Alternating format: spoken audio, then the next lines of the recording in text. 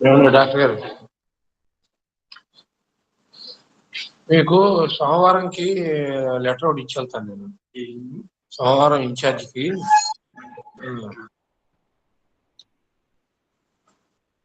Good morning, sir. Morning, madam. Very good morning to everyone. Yeah. Principal, sir. Good morning, sir. Good morning. Is it audible? Yes, sir. Good morning, Yes. Dr. Ravi. Morning, Good sir. morning, Morning, sir. Morning. Sir, we will be waiting for sharp 5 more minutes, please. Okay. Thank Okay, you, as you like. because people are joining, so 5 more minutes, that's it.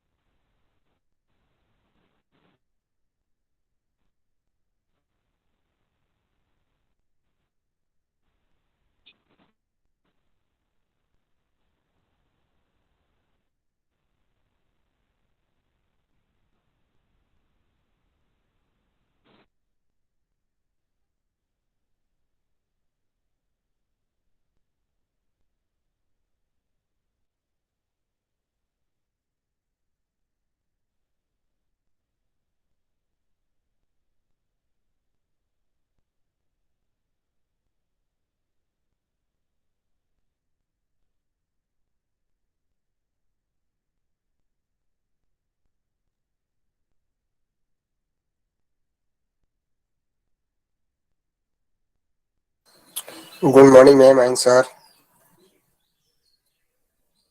Good morning, ma'am.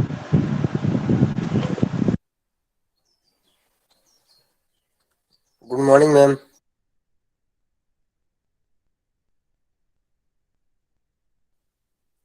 Good morning, ma'am. Very good morning to all of you. Ravi, sir, shall we go ahead? Yes, ma'am. Yes, sir. Principal, sir, please permit me to move ahead.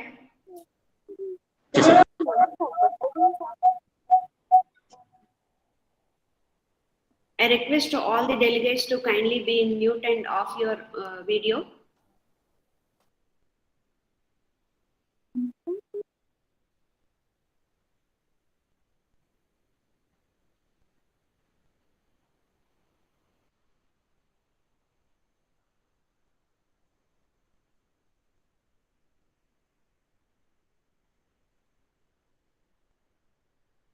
Principal, sir.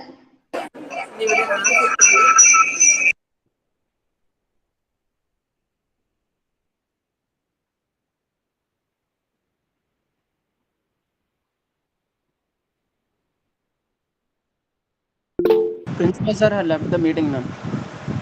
Yeah. Just a minute. Sir is joining the meeting again.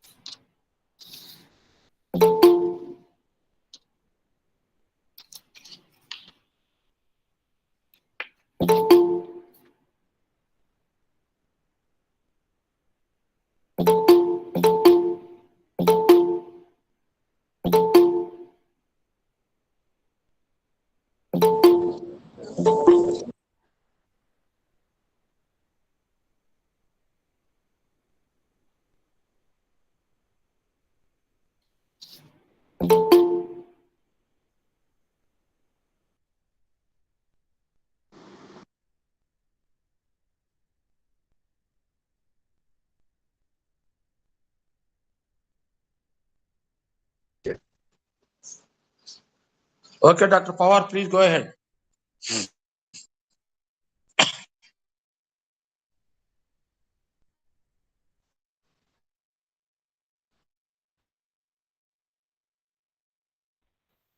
Thank you, sir. Ravi, sir.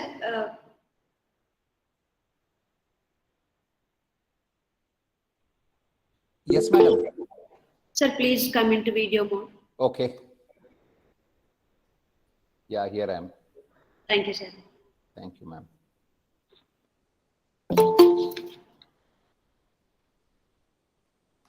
Good morning, everyone. It is a moment of great privilege and honor for me to extend a warm welcome to all the dignitaries. I, Dr. A. Krishnamanjari Pawar, convener, IPAT, feel very happy to invite you all to today's session, which were planned to remember and honor the contributions of eminent teachers of our Pharmaceutical, Andhra University, by this series of webinars. I am extremely happy to convey my respectful thanks to Professor PVGD Prasad Reddy sir, Honorable Vice Chancellor, Andhra University, a visionary leader, great inspirer. I would like to convey my thanks to Professor V. Krishnamohan sir, Dynamic Registrar, Andhra University, for providing the facilities to conduct the webinar. I would like to thank our Rector, Andhra University, Professor K. Samatha Madam, for her encouragement and support. Now I would like to invite President of Webinar Series, IPAT-2021-2022, Professor Y. Rajendra Prasad Sir, Principal, AU College of Pharmaceutical Sciences, Andhra University. It's my proud privilege to invite speaker of today's webinar, Dr. Ravi Ishwarapu Sir, CEO, Incubation Center, Andhra University, Visakhapatnam. I invite faculty of AU College of Pharmaceutical Sciences and faculty from affiliated colleges, government institutions, private institutions across the AP and other states. I also invite postdoctoral fellows, research scholars, and all the delegates who are with us in this webinar. We have successfully completed 10 webinars of IPAT 2021-2022 on various topics of pharmaceutical analysis. The speakers chosen from these webinars are both from academic and pharmaceutical industries.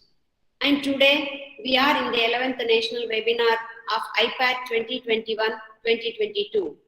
Today, session will be on fostering startup and innovation culture at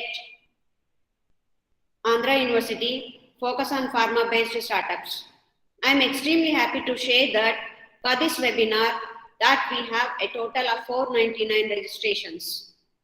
With all the good encouragement and cooperation of our institution authorities and our beloved participants of all the webinars, we are truly happy that the sessions of this series would surely help you all in the required aspects of the subject, along with the industrial insight. We would like to dedicate this webinar to Dr. M. N. Narayanan sir, Dr. M. Nageshwar Rao sir, Dr. K. V. Shastri sir, Dr. A. P. C. Reddy sir, retired faculty of AU College of Pharmaceutical Sciences, Andhra University. Wishing you all good enlightening time in today's session. Thank you so much. Now I hand over the mic to Principal sir for further proceedings. Over to you, sir. Thank you.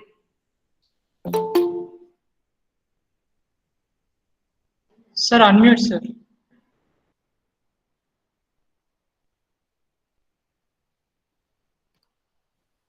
Sir, please unmute yourself, sir. Good morning, Dr. CEO, Information Center, Analytical Facility, Executive Council Member, Krishna Manjari Pawar, Convener of fellow faculty members, huge number of participants.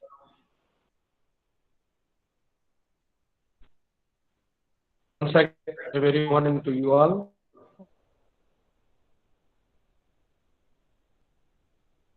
Dr. Shah started this webinar series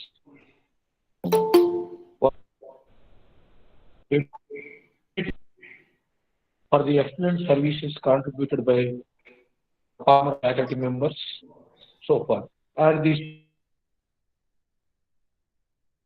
approach and pharmaceutical analytical techniques. This type of theme, so far so many people spoke at length, certainly would have helped the participants in bridging the gap between the academy and the industry, and particularly the students, how to make their minds, how to come prepared for the next generation jobs before coming out of the university campus. So this is a very really useful approach. I once again congratulate you and thank you, madam, for this great task you have taken up. And equally good is to see Dr. Ravi Iswarapu today we have with us. And I understand that he would be speaking on a topic fostering.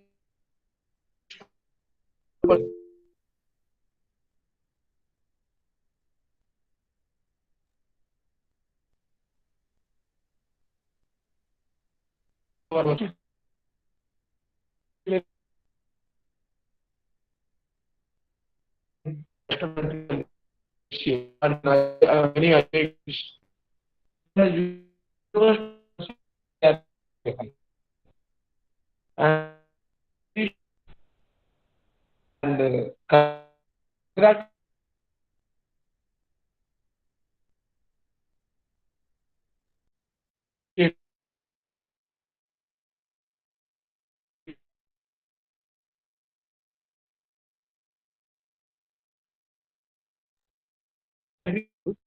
very useful newer and productions are by embrace attitude of knowledge will come out with these startups once we show them the path, once we show them the right path.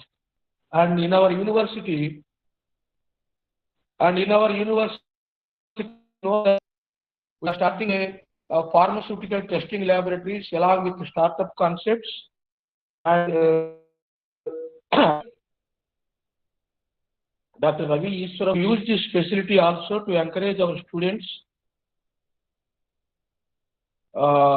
in and out to come up with startup concepts. I just was going through the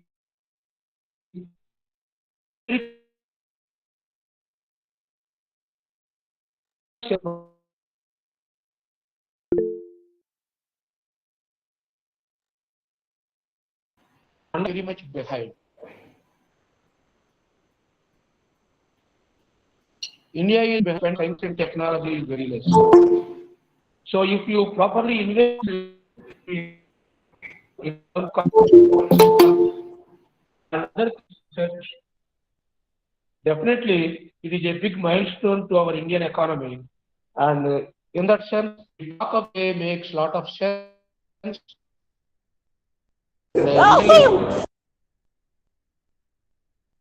Having a very good topic, and I hope the university community and our students will be very. And for that, I request Dr. Krishna Pawar to quickly introduce Dr. Ishwarapu to the audience joined online. Thank you. Thank you. Now it is Dr. Krishna Pawar. Please, you are mute. Please go ahead. Mute.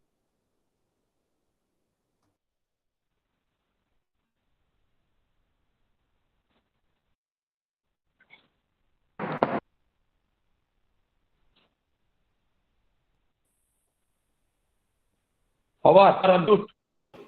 Sir. You are mute. Yeah. Now you go ahead. Yes, sir. The introduction of the speaker. Please go ahead.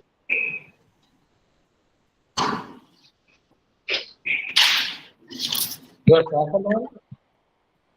Sir, kindly mute yourself. Yeah. Thank you, sir.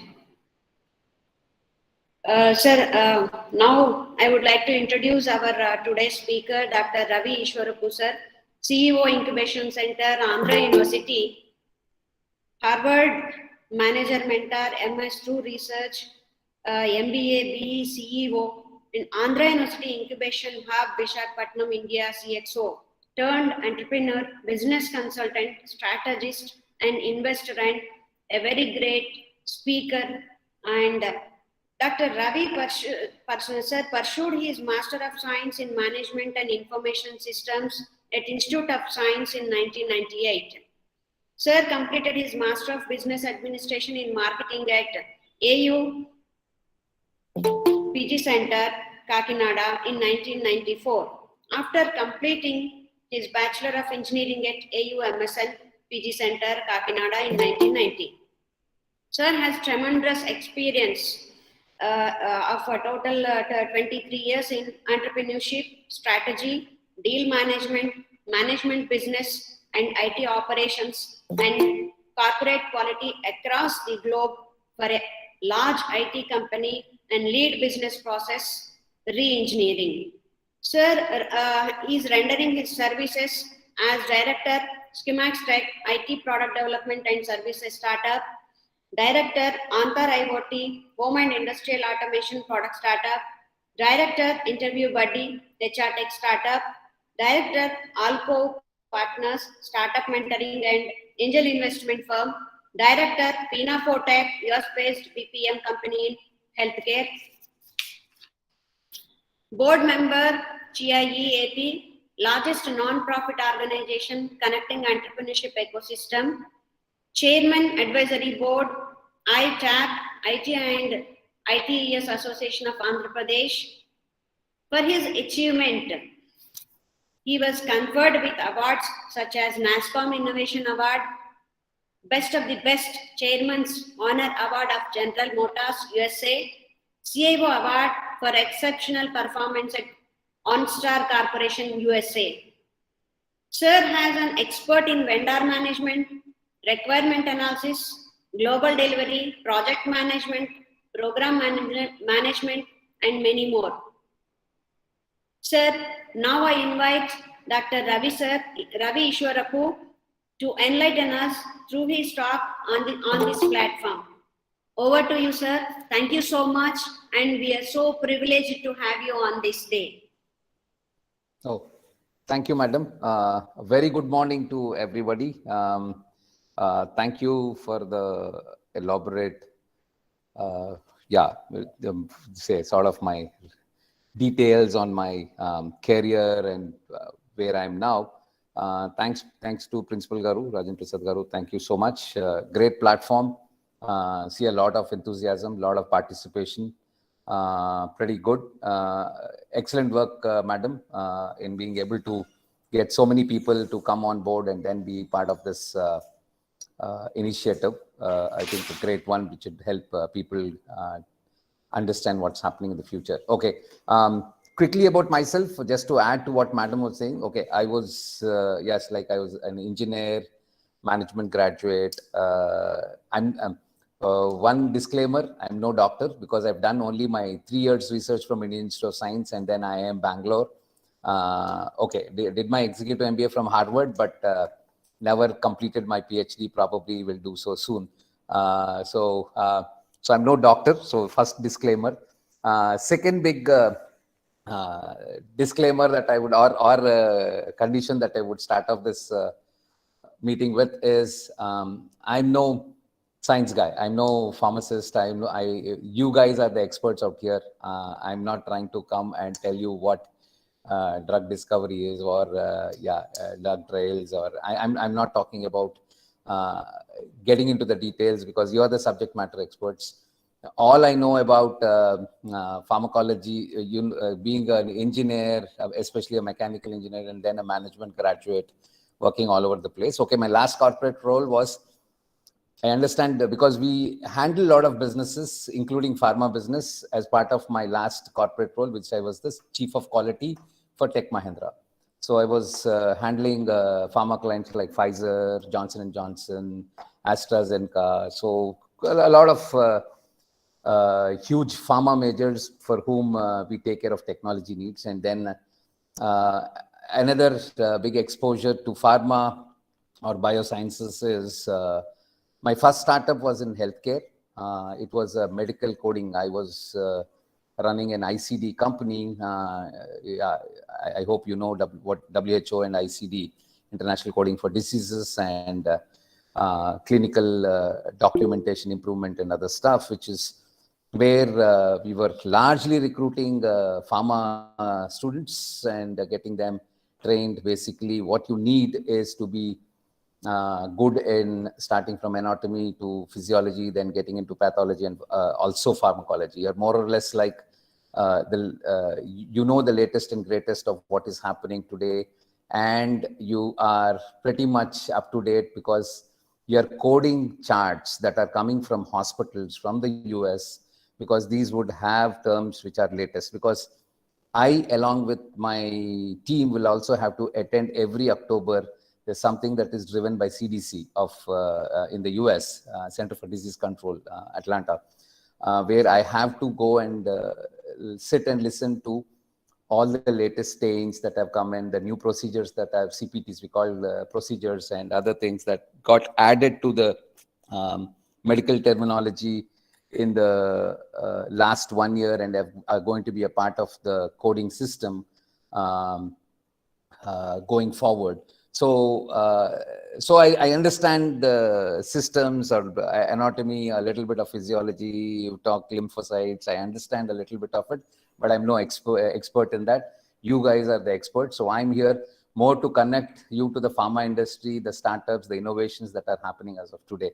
I would not be talking much about, because madam was saying that there are a lot of people who are not from Andhra University. So while I'll just talk about 2 or 3 minutes on the AU incubation, this system where what we are doing on the pharma incubation side, which might help get you a little bit exposed to that what's happening, and then you might want to be a part of it if you're trying to take up something on your own. So with that, let me share my screen. And before I start off. Thank you, sir. Thank you, madam. Thanks for the wonderful introduction. I will get into the.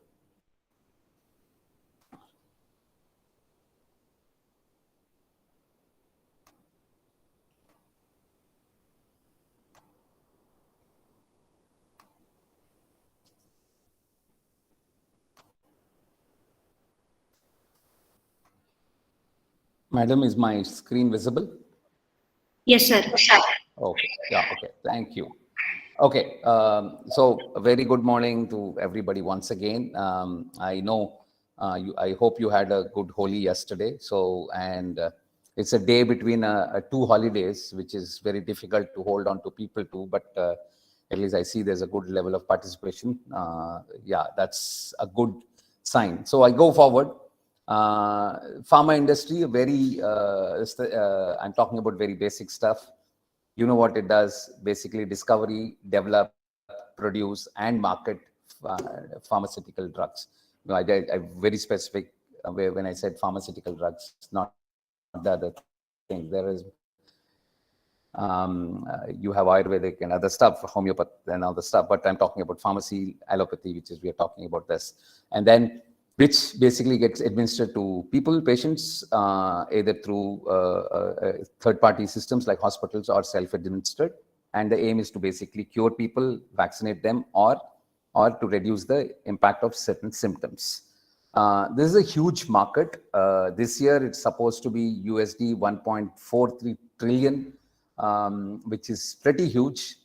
A trillion, just for your understanding, a trillion is about 1,000 billion. So I'm talking about 1,430 billion US dollars, which is largely, you're talking about sales of pharma products across the globe, which is, and 1 billion is about 7,000, taking 75 rupees as a 1 USD to INR conversion is about 7,500 crores into 7,500 crores into 1,430 times. So you can imagine how big this market is.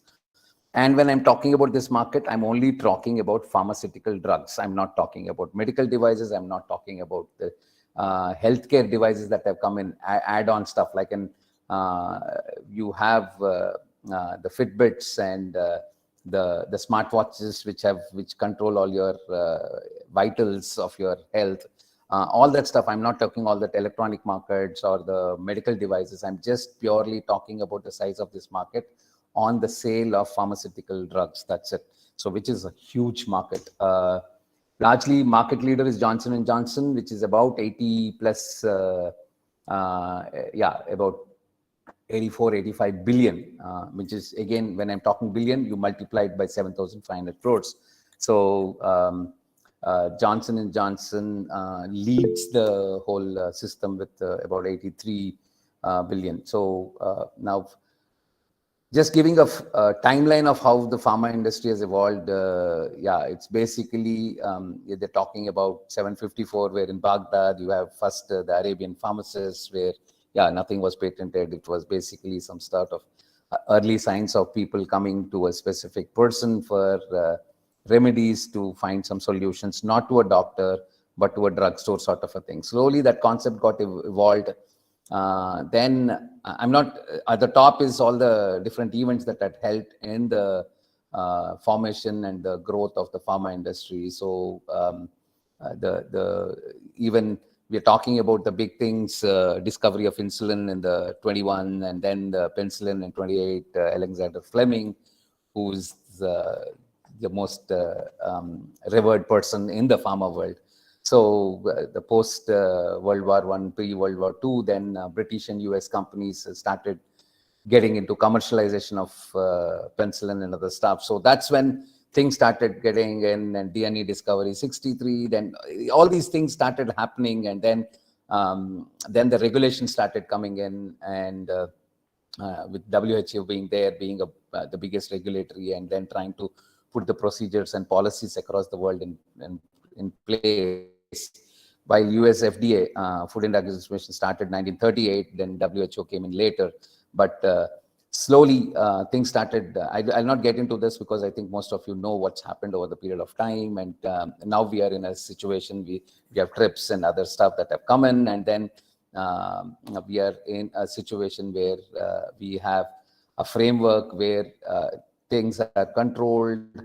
There are a lot of good things that happen. That controlled systems that have to happen. People have to come onto one platform to decide on things, like we've seen what happened for the COVID-19, for the drug discovery, and even trials and clinical trials, and then taking it forward. So something that takes about, we'll talk about the life cycles in this business. This is a business where if you are really into new formulations and other stuff, which is a long gestation period. So you'll have to really wait for long years to really see the end of the tunnel and the light and all the stuff. So not going deep into this, but this is anyhow, I'll send it to Madam if anybody is interested. This is available online. So it's something that I had created.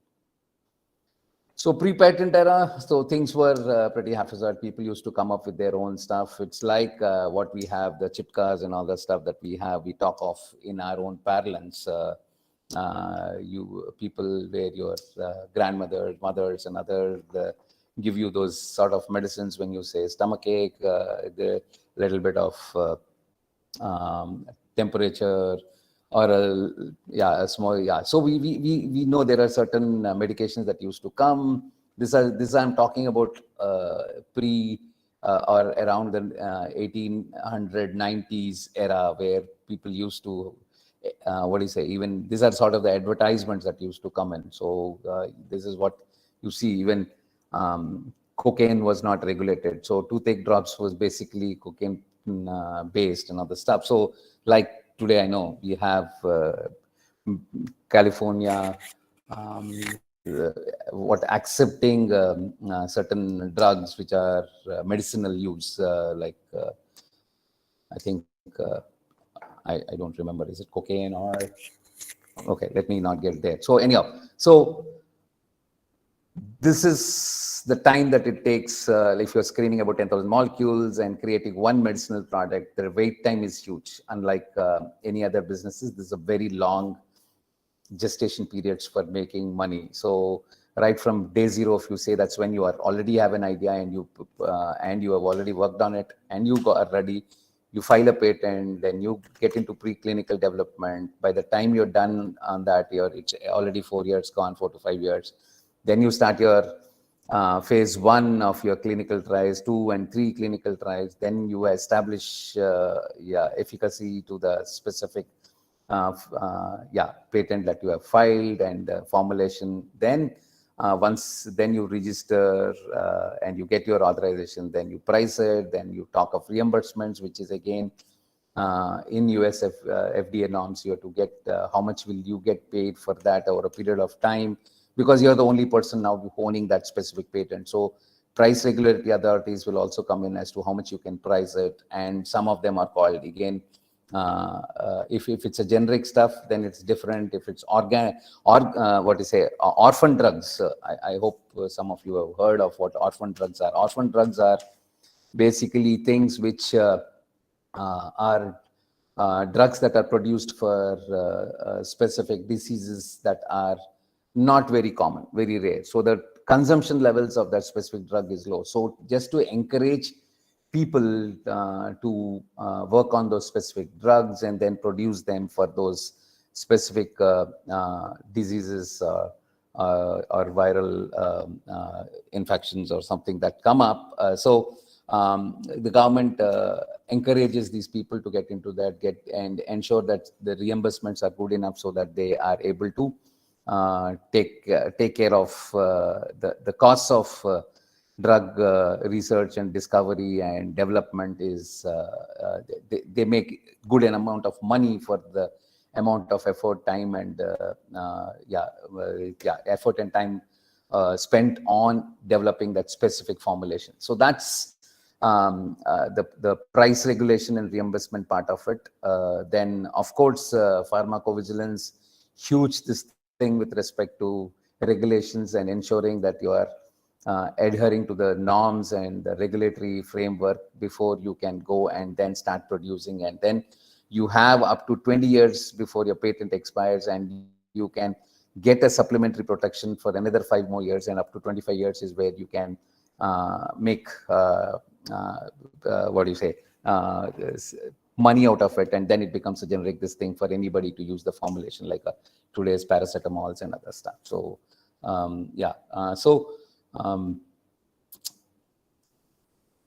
pharma industry, of course, pretty high on R&D intensity. After that comes my industry, which I belong to, which is the IT services. I'm also into technology hardware. So these, so pharma and biotech, if you're talking about, if you go 4 or 5 down, rows down, you'll say there are 38 industries that were studied. The amount of R&D investment as a part of sales is about 4.3% overall, in which pharma has the highest amount of incidence of investment into of sales, the amount of money they make back into R&D, which is a pretty high incidence of 15.4%. Yeah, and of course the project gestation of the project, which is the time to market and make money and then become profitable, is huge. So this is a very high R&D intensity, very high capital intensive, and long period of gestation to make money. But once if you crack something, you probably are quickly become probably a billionaires and probably millionaires and other stuff, and become one of the top rich guys in a specific country or around the world. So talking about the supply chain of how the pharma industry works, very simplified versions. The gray lines are how the product flows, and the dark black lines are how the money flows back into the system. So there are suppliers from which you buy stuff, maybe equipment suppliers to all the ingredients. Then maybe you also would buy specific, you could be buying yeast, bacteria, other stuff which gets into your manufacturing process. You have your formulation, you produce it, or you either give it out to a contract manufacturer. There are sometimes this pharma brand owner and contract manufacturer could be the same. Like Dr. Reddy's, you say, is a contract manufacturer, manufactures medicine which is owned by other pharma companies, and just uses its facility to manufacture and give the product, brand it, and it gets again branded onto the original producer or the original owner of the patent, and then gets into the market. So you could have your own brands, as well as you could contract manufacture for other brands also. So once you manufacture, of course, it goes to the distribution network, and then to the center, to the wholesalers, and through which it goes to the hospitals and pharmacies. Of course, there's something that is not represented here, because this is from my technology major essay, which has not probably taken the India sort of in India sort of a situation into consideration before coming up with this. So hospital pharmacies, they actually administer the product to the patients and consumers, and which is based sometimes on a prescription that is given by a physician, and of course there is off the OTC, off the counter drugs, which are generically, if you go, you have something like gastroenteritis, mild symptoms, you go buy a Gelusil or Digene or anything of these stuff. It is basically, it's not non-prescriptive, and you can just buy off the shelf. So this is OTC, or off the counter, we call it, medicines which you can directly buy from the pharmacy. So doesn't need a prescription. So then in the US, of course, most of it is paid through an insurance premium, whatever your services that you use at the hospitals, even at the pharmacies, when you refill stuff, it goes through insurance premium, and then go to an insurance, you pay, the patients or the consumers pay a premium to the insurance provider, who pays based on the consumption to the hospitals, and then that's how the money flows. But in India, largely, the amount of infusion of an insurance payer in every aspect is not there. Like, go buy most of the medicines today, most of the surgeries that happen today are not insured. So the money flows back directly from the patients to the hospitals, and then it flows backwards into directly to the pharma company and back to even to the suppliers. So supplies are based on future payments. So this is a very generic thing. Again, a different way of representation of how an API manufacturer it comes into the manufacturing, processing, packaging, warehousing, and then shipping, goes to the distributor where he receives it, he again stocks it, then ships it to the retail networks, to the hospitals and the pharmacists, and which goes to the patients. Only additional stuff is there are a lot of expiry and recalls and returns that happen in this whole process, which is accounted for. So that is something that is also represented in this process, nothing different from what I had already talked of. So what are the challenges that the pharma industry faces today, which is also opportunity? A lot of aging population. There's a lot of chronic conditions that are being because of changes in lifestyles and the way we live, highly stressful life, running, not very balanced personal work-life balance and all the stuff, leading to conditions like cancer. I know this is a tough statistic, but it is true, which is around 40% of the population of the world are cancerous. Not all chronic, but it is some very mild treatable stuff to this thing. So chronic conditions, cancer, cardiovascular stuff, which is increasing by the day.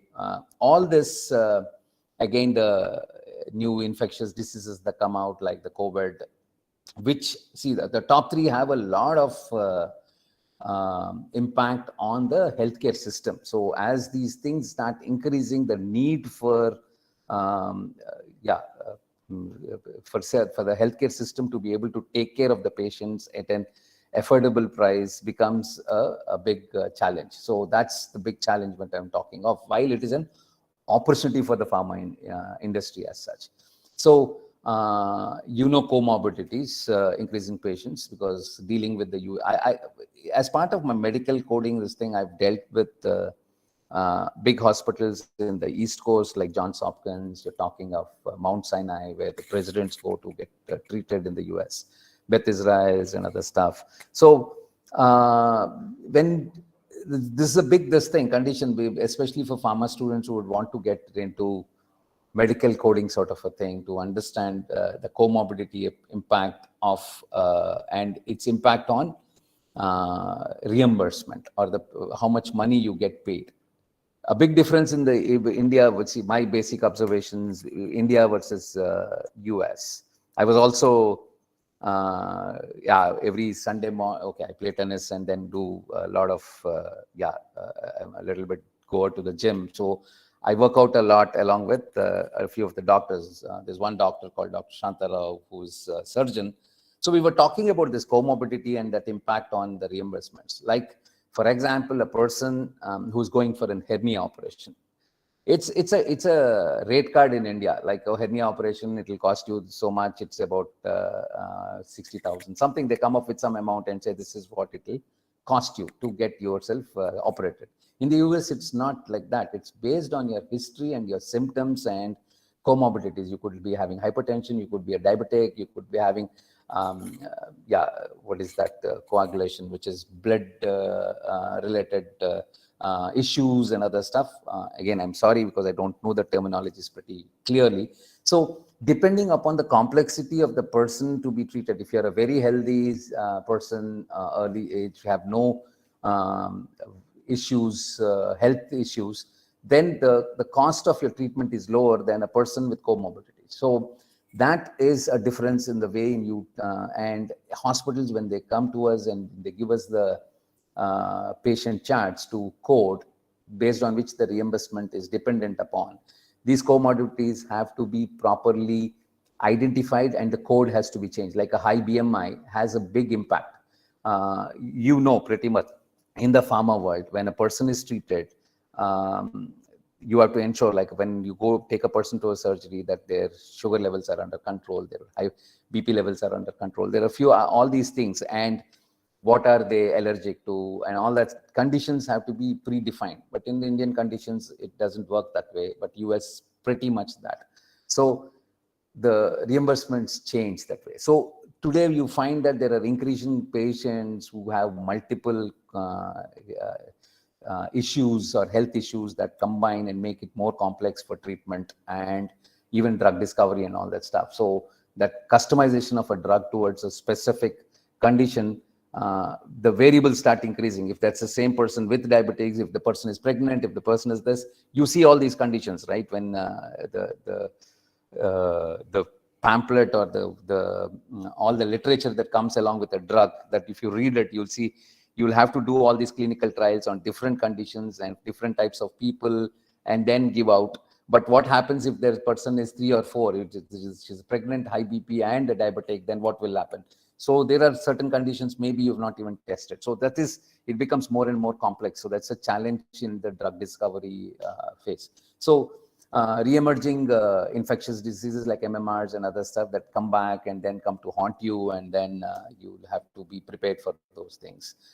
The increased use of antibiotics and antimicrobial resistance, then changing public attitude, especially in the US, when people said, no, I don't want to get vaccinated, I don't know what the side effects are and other stuff. So getting people to, even till today, while polio largely gets eradicated, we still run those polio vaccination camps and other stuff. So initially it was difficult to get people to understand the need for the vaccination, and then how and people then need for the kids to get vaccinated. So especially if you travel to the US, then there is a huge checklist that you will have to ensure that you are vaccinated on all these fronts, otherwise you are not allowed into the US. So that's but if you really want to go, but now COVID vaccination, you've seen a lot of people sort of resisting to take that specific vaccination. Okay, people, that's also an attitude of public. So changing patient expectations, they would want personalized care because if it's temperature, I cannot just say Dolo 650 and all that stuff. So it is, why always 650 mg? So now that's the new big trend. The dosage management, how much of dosage, because we say, okay, my BP is under control, and then because regular monitoring of vital statistics and then changing a dosage based on that, it will become the norm of the future. So, and patients also expect a lot of personalized care, because because it cannot be generic. It happened in the COVID. The WhatsApp University has told a lot of people, okay, use this, use that, use this. So ivermectin or remdesivir and other stuff. So we know, but problem is we had to do that because of the situation, because one size doesn't fit all in a pharma industry. If you say, I have these symptoms and it's a similar symptom like that, the same medicine might not work on me where it could have worked on the other thing. That's why we say there's a huge probability, and statistics play a large part in the pharma industry. So it doesn't mean something that worked for a person A, maybe similar age, similar work style, similar this thing. There are, I think, 84 trillion microorganisms in your body, and all these characteristics might be differently working depending upon the type of medicine that is infused into you. So, but people want that personalized care, and people are getting more and more health conscious. They're again having these health monitoring devices, which are sensors that are there, which give you your sleep habits, your workout habits, your calorie consumptions, your lot of applications and all that.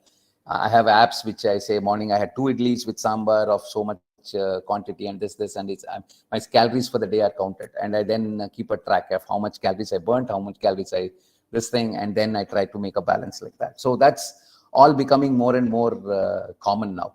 People are getting more aware of what needs to be done. Of course, WebMD and other stuff. So there's also the nuances or challenges. People do a lot of self-medication. They go online, read something, and then go and say, okay, give me this, give me that, and then try to do self-medication without a proper doctor intervention, which could also lead to problems. So time to market, of course, we talked about it. and cost and affordability of drugs. This is a big discussions that the pharma makers, the generic drugs and others, the pharma makers are bloodsuckers. They're playing with the health of people. The doctors and pharma companies are always on the receiving end of things with respect to affordability and how much money they make. And the counterfeit medicines in India is a big problem, and this is one big challenge also. The new trends, this is the road ahead. We have a lot of wearables and apps that are there. We talked about Fitbits and other things that we're talking, Google watches and Samsung watches and all the wearables that are there, which monitor your vital devices, which are sensors that are outside, but in the future, they would also get into your body. Now you have a pacemaker sort of a thing that is placed inside, but not far are the days when you will have sort of chips and sensors placed inside your body to keep monitoring your stuff. These sensors will start going everywhere. Now, I work with another client called Brandex, which is it's a contract cloth manufacturing, but they're working with a company, I can't disclose that, in putting sensors in the athletic wear that you, this thing, not even, you don't need to have a watch, but the dress that you wear will have those sensors, nanotech manufactured sensors, which will keep monitoring the vital statistics of your body right throughout from the top to bottom. And start, so the ECG machines will go. So new things will come in. So these are things that will keep monitoring, being captured into an app and then sent to a doctor from time to time. Any alerts, notifications immediately will come out. There are a lot of instances based on wearables like an Apple Watch, which if you go there and say saving life of a lot of people, because the Apple Watch boasts of that fluctuations in cardiovascular, your vitals being coming out as notification alerts, pre-identification of a likely heart stroke, and all that stuff have happened. And these are things that are going to happen more and more. So telemedicine, of course, you can get a second opinion of doctor sitting in a village, doctor of your choice. Now, Practos and other startups have come up in this space. So you can have, even Apollo has got into it because it knows that's where the future is going. So that's again, Apollo said, in 20 minutes or 15 minutes to an half an hour, we'll get you a doctor on place and you can talk, and then what you need to pay is lesser than a doctor visit, something like that. So patients are getting empowered. You will soon find, today it is like, this is the treatment and this is the cost of my consulting fee, and this is the cost of the medicines, and you please buy it in the pharmacy next door, sort of a thing. In the US and all that stuff, it is moving to outcome based. People are willing to pay a little bit more if the outcome of the surgery, outcome of the treatment is successful. So it is like, today it's like in COVID we have seen, we don't care about the outcome. If you want, take it or leave it. But this is the treatment, this is a standard one. We're going to give this, this is even the availability of the medicine is an issue. Whether you like it, you pay and then come take the treatment. But as we go forward, that's an emergency situation. But in a general situation, you might have, you might slowly get into an outcome-based payments rather than a prescription-based, I would say, pill or prescription-based. Personal care and customized medicine, this will become more and more impactful, because why should it be only 25 mg, 50 mg, then 100 mg, then after that 250, 650 and all that stuff?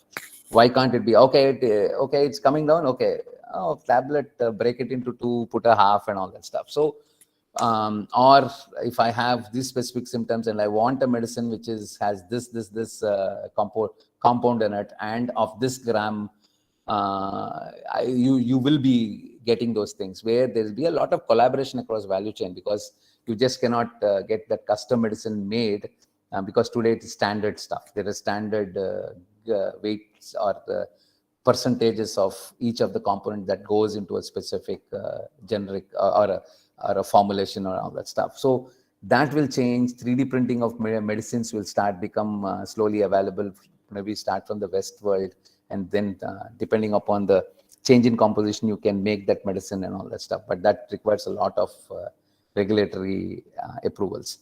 Monitoring patient compliance, compliance from the hospitals and others towards the patient and all that will become more and more. Regulatory frameworks will become more and more stringent. Healthcare education and awareness will become more and more available, which is even a lot of NGOs to a lot of governmental agencies to the even CSR activities from the big guys like AstraZeneca's or to the Bristol Myers to Merck's and Pfizer's and all that. They do a lot of this education, health education and awareness stuff. That will start going more and more online, and you will find even people with consciousness coming and people going and trying to get more and more aware. We do that today. Some symptoms and all that we go online. Sometimes that is also a problem because you get sometimes anxiety, and then you become more stressful because any a small symptom could mean a big problem and all that stuff. So we don't know, and that makes a lot of issues. So collecting and curating patient data, huge tons and tons of data is available all over the world. We do that because in the US, when we submit the data, we have to submit in something called HL7 format and other stuff. What happens is all this data that the hospitals and all that is submitted to a central listing. That is a government run stuff, but done by CDC. But what happens is all the patient data that gets centralized, a lot of analytics get done. So based on that, you can know, like this is, I'm talking about what all is already happening. It's not something new that will happen. Like, for example, in India, let's say we have all the PHCs, public healthcare system, and but what sort of and it's basically based on the person who is there running it. It's based on the judgment and the the efficiency of the specific person it is become person dependent. So what technology does is, based on the data, let's say for the last 5 years, it will tell you these sort of outbreaks will happen during this time, like in Vizag, when during the rains, when there is lot of animal this thing that is killed animals, the outer skins are dried up in the northern regions, on the hilly regions, and that along which are disease prone viruses and all that stuff. When it rains, that flows comes into the reservoirs, and then it comes, and then there are that's why probably that's what they say, during the rainy seasons the viral infections are high. So but you know what sort of outbreaks happen at what points of time, how much of medication is required, medicines are required at what point of time, and then you adequately stuff it, rather than so that predictions of what sort of outbreaks, either to prevent it or even to tackle it, happens. So there is a lot of data that's curated, patient data in the US, to find out what sort of issues are there, where the big problems are, where your healthcare system is getting impacted. What is, like, obesity is a big thing, and the obesity related health issues in the US is a big thing. So now they're trying to create awareness and education and try to see crazy policies, like if you weigh more than specific thing in the airlines, you have to pay for more than one seat. So something like that. So they're trying to bring about some sense of health index into the country. All these things they start collecting, and then also it is good for managing the amount of medicines that have to produce in different for tackling different outbreaks that happen during different points of time. So it gives you a good demand sort of a forecast models. That's again the same thing, patient demographics, because this also helps in when you're doing clinical trials, when you do it specific target based research, you know what sort of patients exist in what sort of regions, and then you can clearly segment your markets, and then do your clinical trials or launch of your products based on the patient data.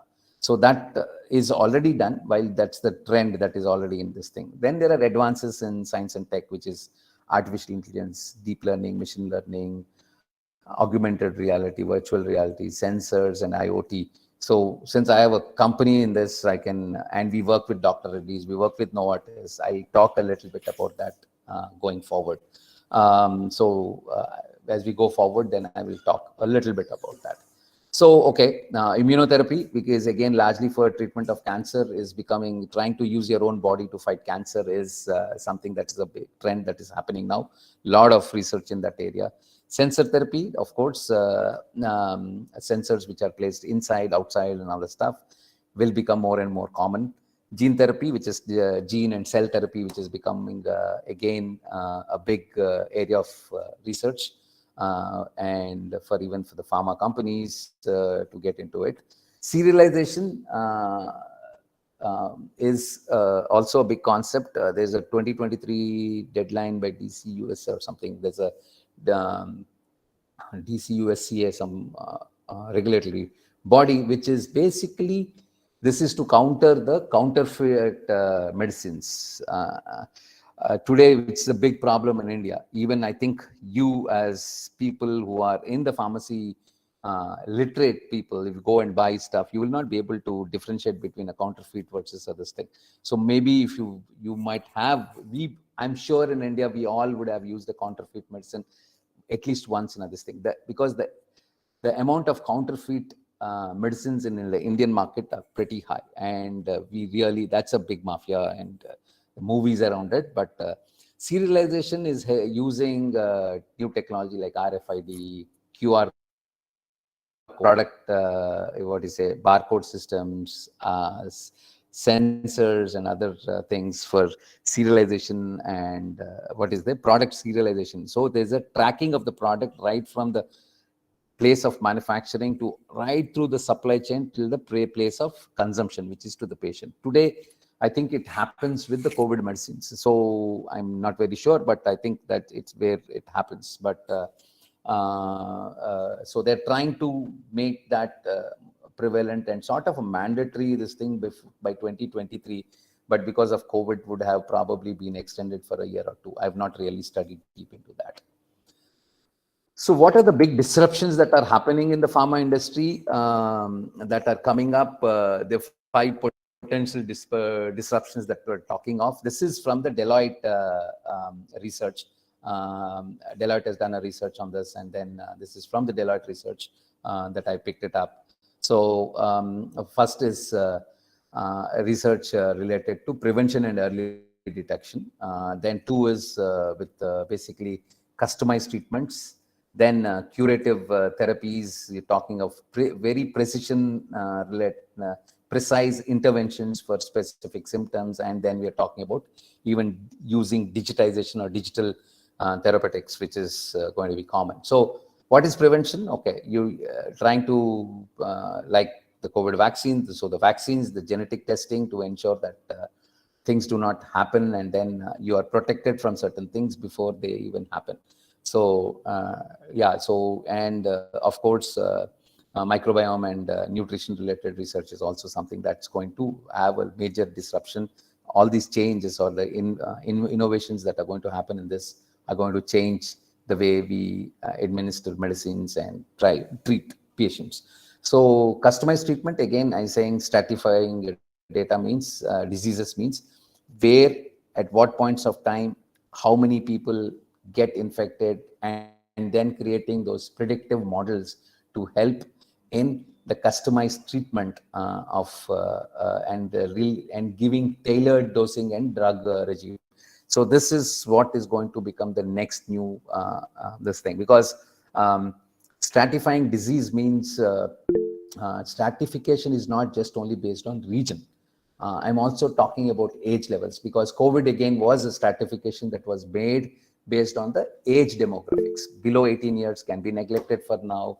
Above 60 are the first year to take care of. So because that is stratification. So that was a pure age based. Then if you add more and more data to that based on the strata, like the health conditions, maybe the few conditions, like when you go for an insurance, you know, like there might be a TMT test, there might be a few things that maybe a blood culture and other stuff that they might, and they take all these things, and based on your profile of you as an individual on the base levels, they might stratify you as in a specific category and say, this is the amount of dosage that should be the right one for you, rather than just say, okay, I have these symptoms. Okay, go, okay. have this, okay, like for example, today I'm, okay, of my stressful life in business and this thing, I have one condition.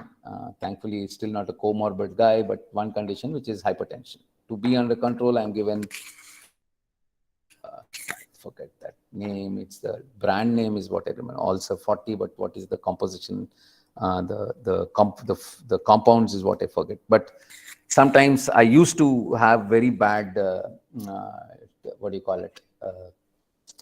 Eating habits leading to sort of micro or mini ulcers and the other thing, which again omeprazole was what was prescribed. And then now like a guru of myself, or even, because today in India, pharmacist becomes a doctor in most of the cases. He prescribes. Sometimes after prescription, you get that symptom. I myself will say, okay, one strip of omeprazole and take it, and then use it for 6 days, one a day, and then after that, of course, it comes down. Thankfully, maybe it is the right one that I'm using. But how many, for how much days, depending upon my body conditions, depending upon this thing, that tailoring of that, usually it is a estimate or a guesstimate value. Use this antibiotics for 5 days. Use this, but it is not tailored or custom done for each individual, which will become the new way of drug management. So then curative therapies, which is of course gene and cell therapy to handle it in a better way, which will become more and more prevalent. Robotics, nanotech, and microbiome will start help in giving very precision-based interventions for elevating symptoms or curing diseases. Then digital therapeutics, software and apps, which is right from your diet control apps to your lifestyle control apps to your healthcare apps to all the sensors and everything that is around you, which is monitoring you, will also have a lot of therapeutics, which is also there. There is a lot of digital technologies that are there, right from your ICUs to a lot of other places, which monitor and mentor the medical devices and other stuff. But that will become more and more a part of, I've seen, because I travel a lot around the world for all these startup stuff, and a little bit on the medical devices stuff, not on the pharma thing. I've been to China for the largest medical devices fair, which is in Canton Fair in China. I've been to the largest startup fairs like Hong Kong, Rise in Hong Kong, Web Summit in Amsterdam, like that. So I go there, so I see all that. The next big thing is non-invasive, what do you call it? Diagnosis, which is basically today we'll have to invade the body to do like a blood test to identify your sugar level. So there is so much of research and so much of new startups coming in the space of non-invasive body vitals, which is the vitals within the body to be identified using imaging, using a lot of different technologies that are very much in the, a lot of research is happening, and then people have been achieving 80, 85%, 90% accuracy levels and other stuff. So that's, this will become more and more as we go forward.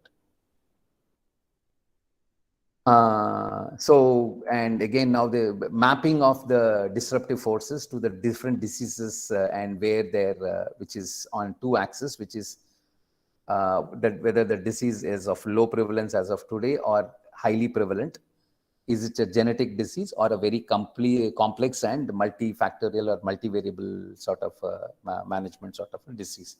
So very much on the left side, which is on your curative therapies that will get, which are being, these are the specific diseases which will be handled by curative therapies. And then we go the digital therapeutics, because that's where my where I invested a little bit into, and I've run a few things.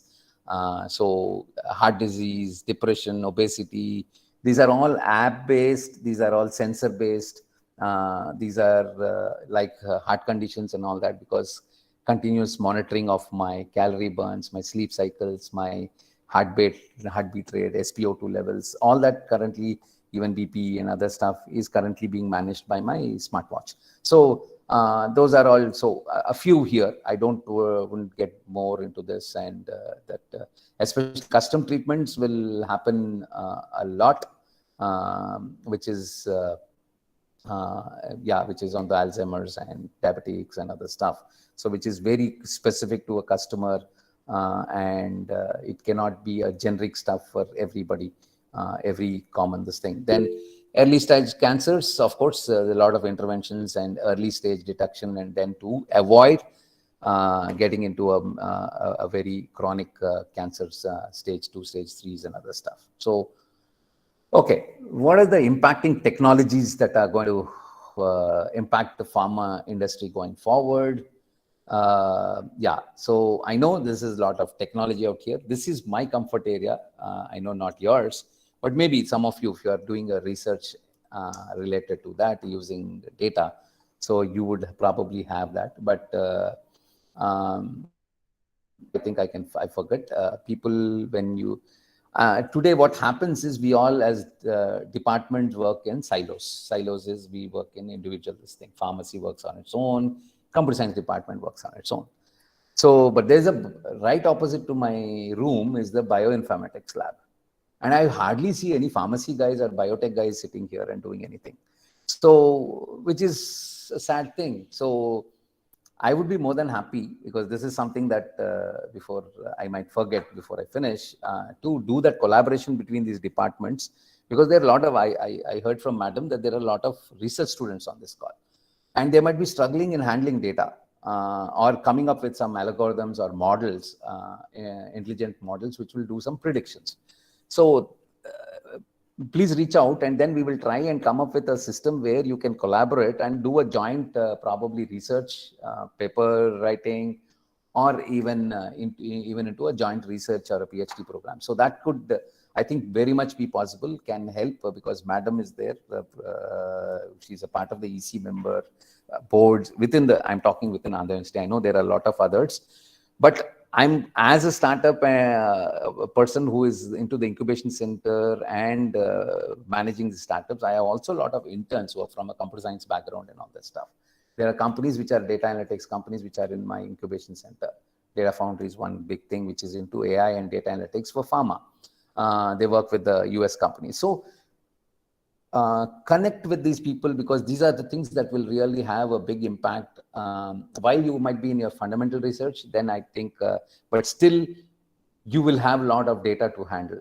So these are things that are coming in, that is there, like artificial intelligence, the biggest impact.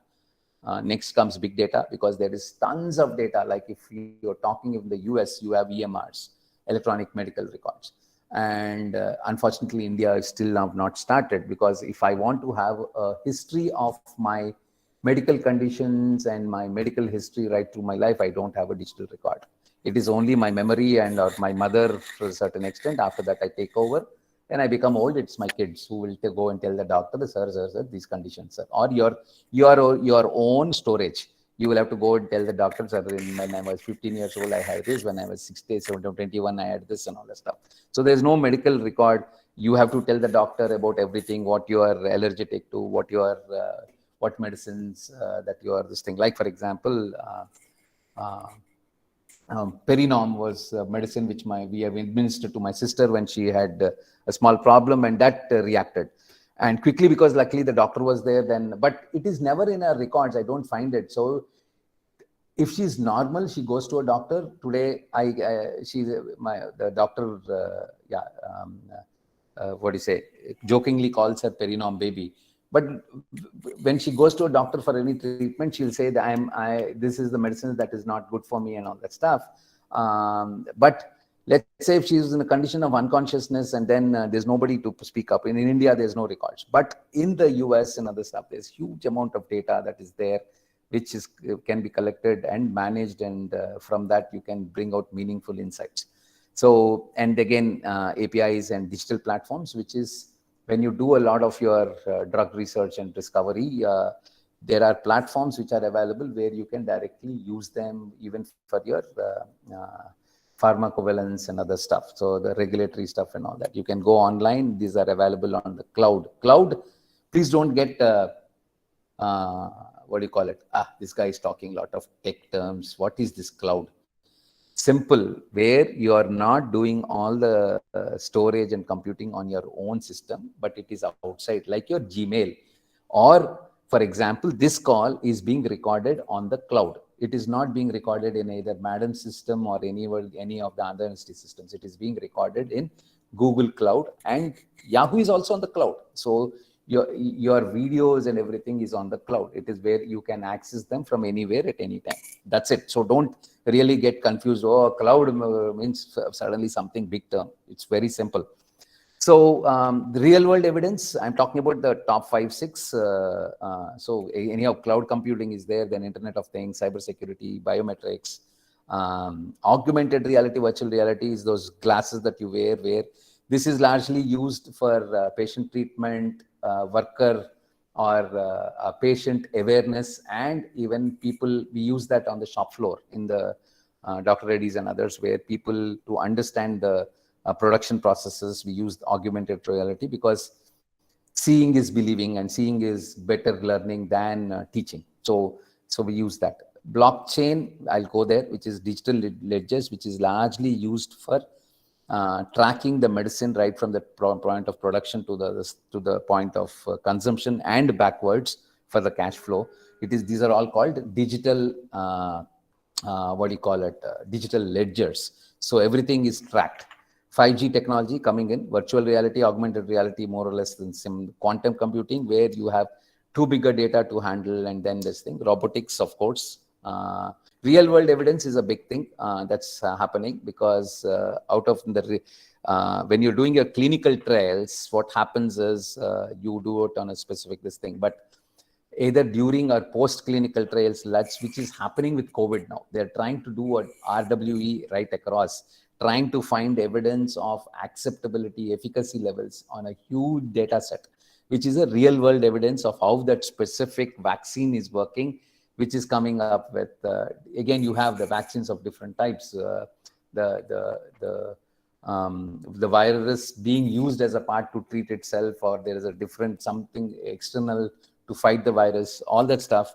They're trying to do it on and that is all captured on the systems and then evaluated digitally, humanly impossible for managing so much of data. So this is all the things that are happening around. AI is, I know, of course, the big thing. I'll give one example. Recently, Sumitomo Nippon Pharma and Accenture, they have come up and they've said, artificially intelligence, they've given a statement, artificially intelligence created compound, which was used in it was not created by this thing. That AI created, identifying based on all the different permutations and combinations, it created a compound by itself. There's an intelligent system. So, and which was used in human clinical trials for the first time. And that exploratory research phase took just 12 months. And on an average, we've seen before, it takes anywhere to 4 to 5 years. So imagine the amount of time that got reduced in the exploratory research phase from around 4.5 to 5 years, or take 4 to 5 years, to about 12 months is a huge reduction in time to go to market. So what is AI? Is basically using automated algorithms. Algorithms means equations. Again, don't get bothered by this big terminology, because we IT guys are used to say, it's just like you, because like if I can say you, pharma guys are, are treated as, or sort of, I don't know what the word that I can use here, are looked suspiciously for making a lot of money with drugs that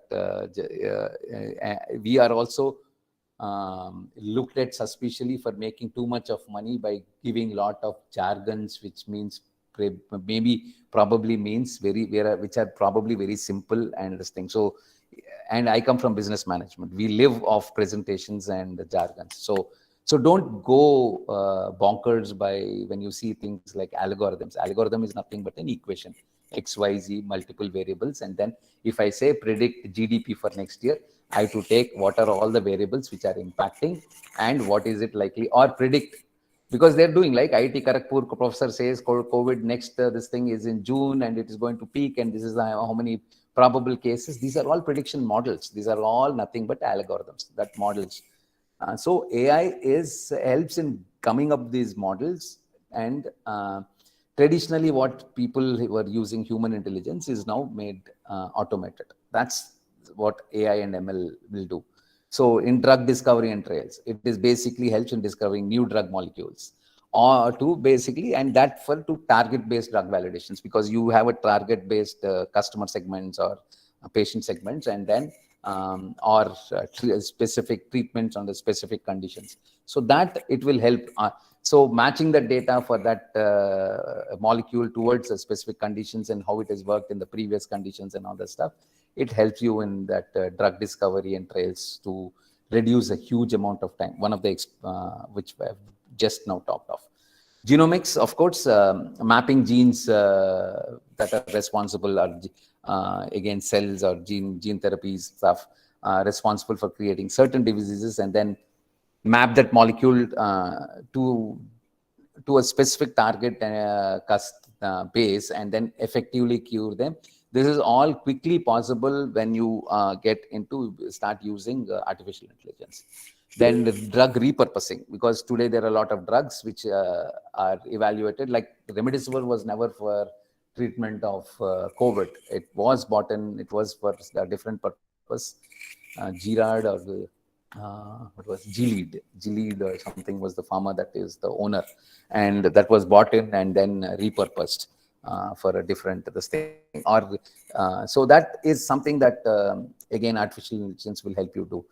Personalized medicine, of course, we talked about stratification of patients, their conditions, to implement that tailored drug dosage and drug regimes and other stuff.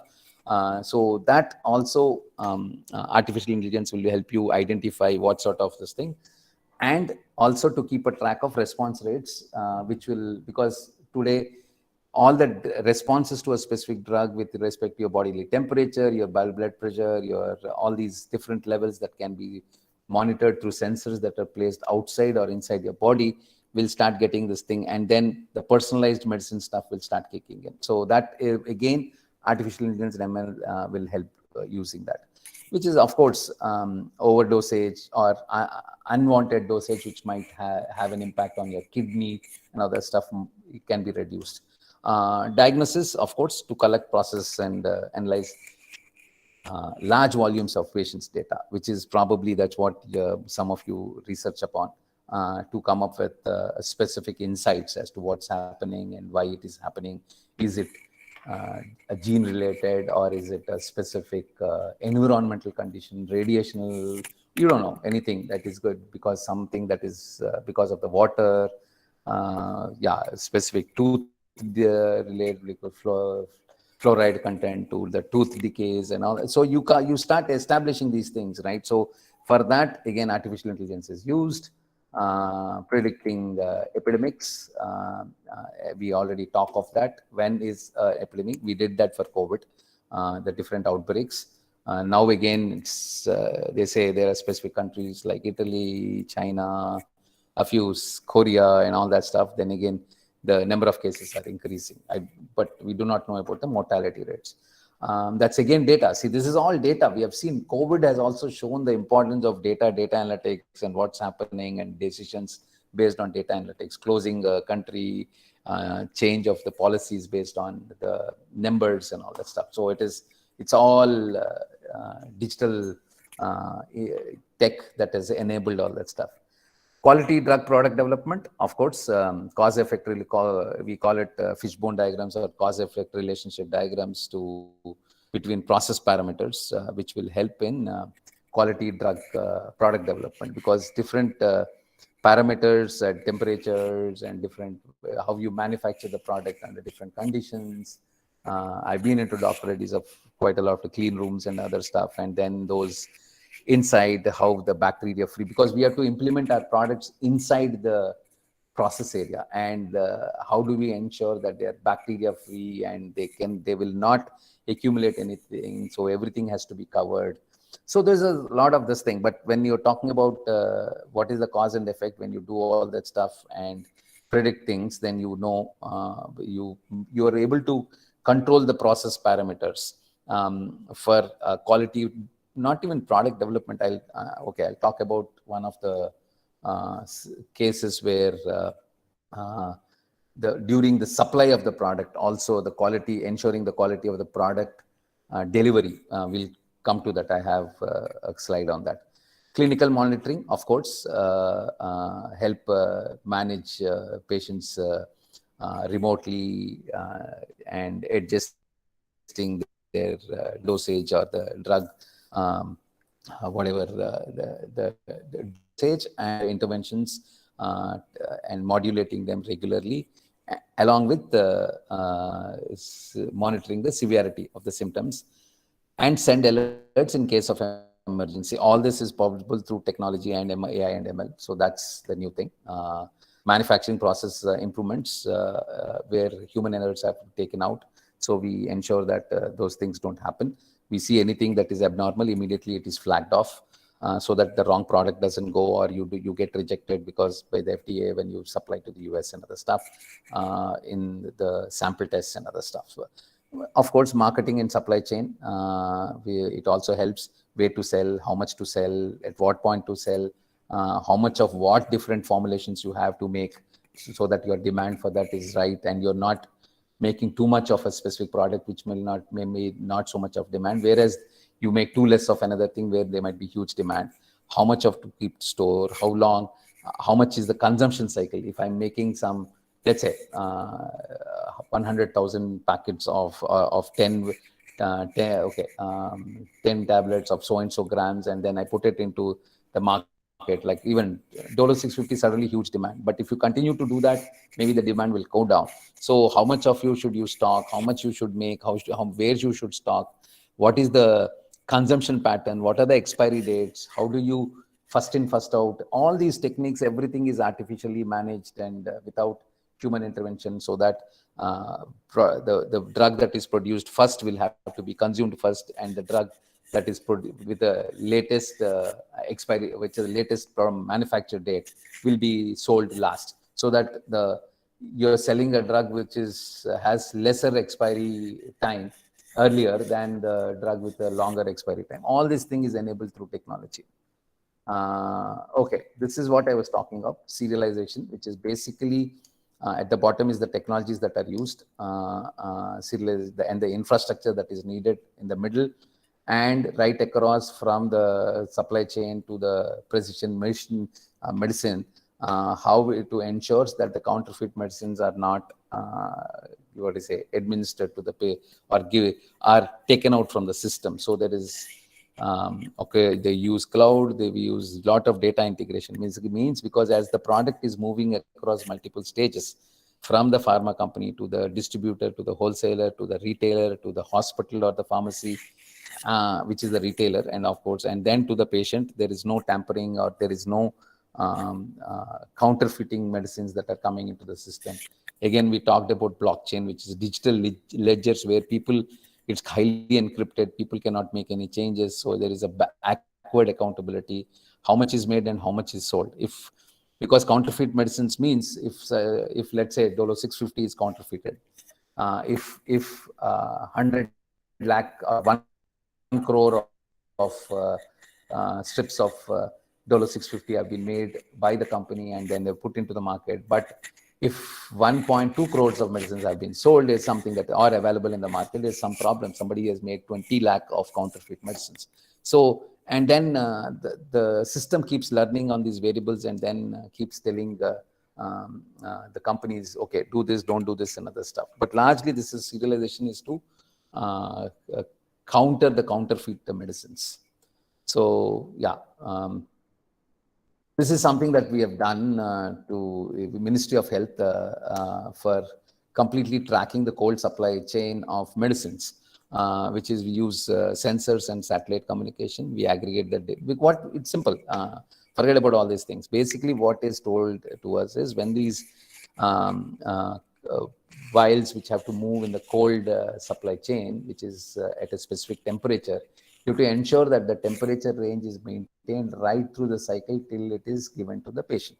So we will have to, all these things, we have to put temperature sensors and then connect them to a communication channel, which will keep tracking. And just in case if the temperature is going below a specific limit or it is going above, so if it's not within the range, there immediately, as it is coming anywhere near either the upper or the lower limit, it immediately gives us an alert, and then immediately we call people and then ensure that the medicine. So this is something that is ensuring the quality of the medicine that is reaching. Today, I know, like for example, we all know, we have all been administered the COVID vaccine, which comes in a cold this thing, and it can be kept in the regular room temperatures at a temperature range so and so. But now summer coming up, and the efficiency of the cold storage boxes and all that, nobody monitors it, and then the efficiency of the vaccine could completely change. You guys know better, because based on the temperature, the culture and other things have it has a lot of impact on those things.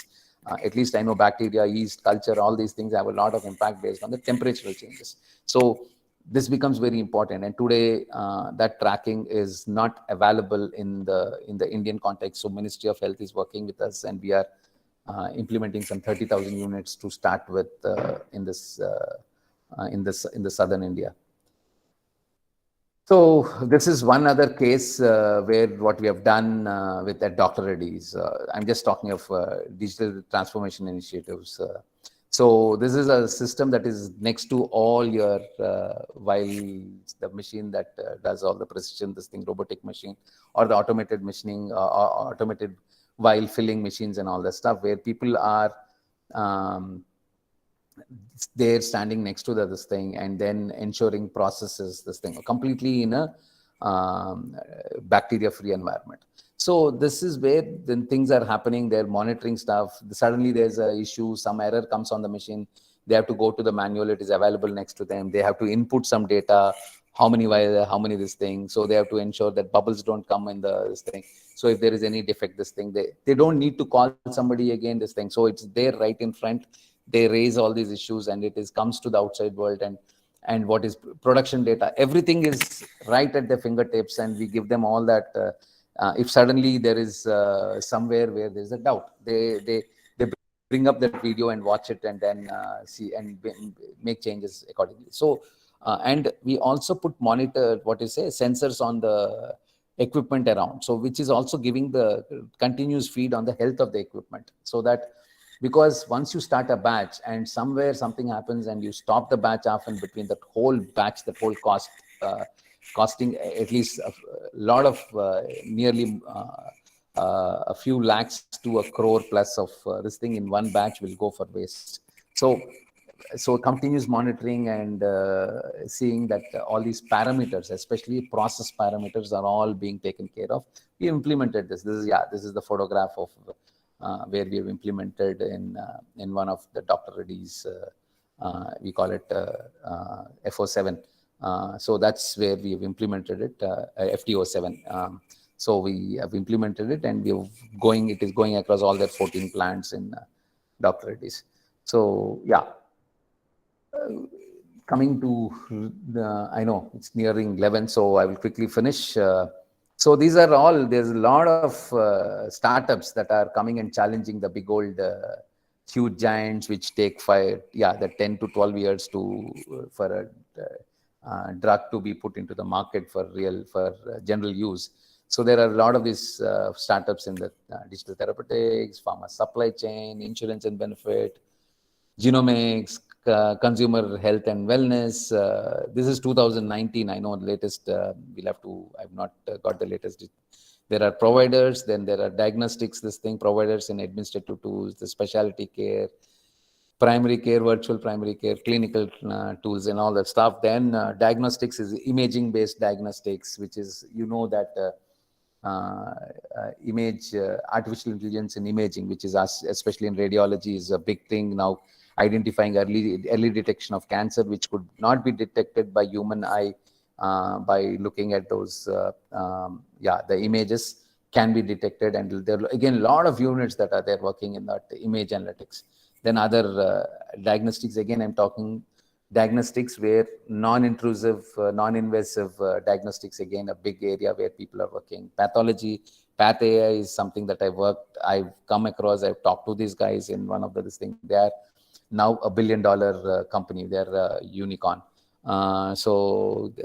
Then, of course, drug R&D, which is largely your area. Down below is drug discovery, drug development, clinical trials, real world evidence is where a lot of companies are into.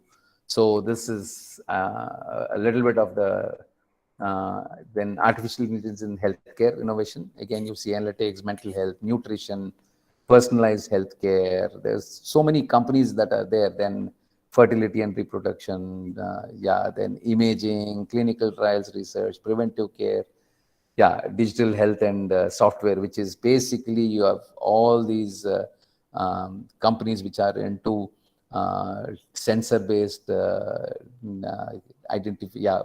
capture of data, and then software to analyze and tell you what is really happening within your body. Then again, you have drug discovery, chat box, virtual assistants for telemedicine and other things, and diagnostics and pathology. So there's so many things that is happening in this landscape, and a huge amount of investments that are going.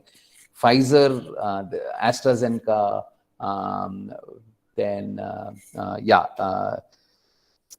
there are few companies which have also created venture capitalists, and these guys are buying these startups left, right, and center because they cannot do them internally. So they're buying out. They initially used to take help of company like ours, like Tech Mahindra, Infosys, and Wipros, and the Accentures and Deloitte in developing these technologies for them. But now what they're seeing is there are small startups which are coming, quickly developing these technologies, and then they're buying out those companies, and which is for a specific huge valuations, and a lot of companies are investing into these specialized digital, especially AI and other digital tech, healthcare or pharma innovations. Just this thing, top 5 emerging smart pharma startups. This is again 2020, I think, data, 2021.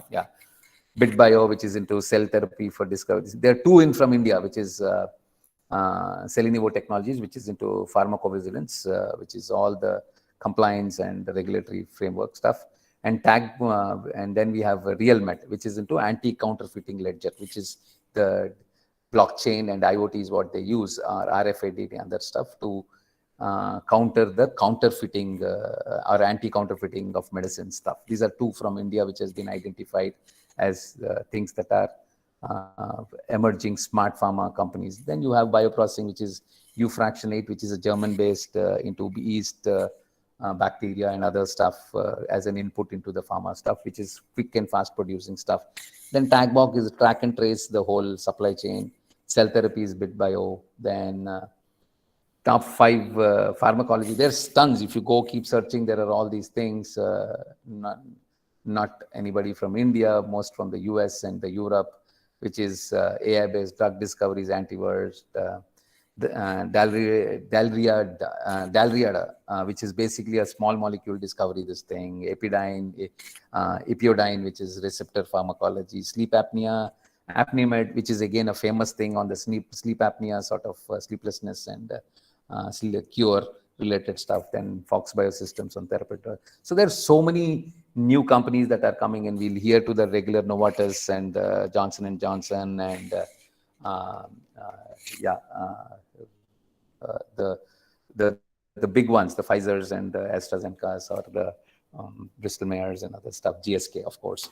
I'm done. Questions? There's a huge amount of research and investment that's getting into these startups, which are taking over from the big players and then making a big splash. I think I've covered a little bit.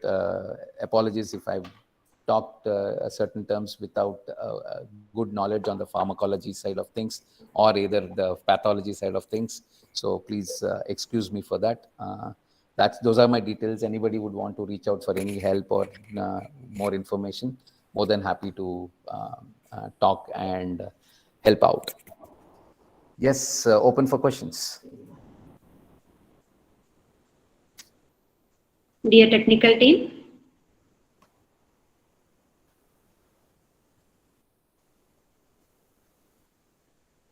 Yes, ma'am.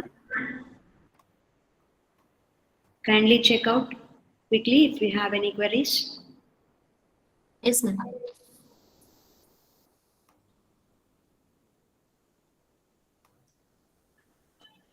I don't. Ma'am, it seems there are no queries. There are no queries in the chat No, box. I don't see any queries in the queue. Okay, sir. Sir, please give the permission to ask the queries. Yeah, please, anybody if they want to ask anything, because, okay, just one more this thing, Andhra University, I said I would, okay, I'll stop presenting now. In the pharma side of things, we have a 60,000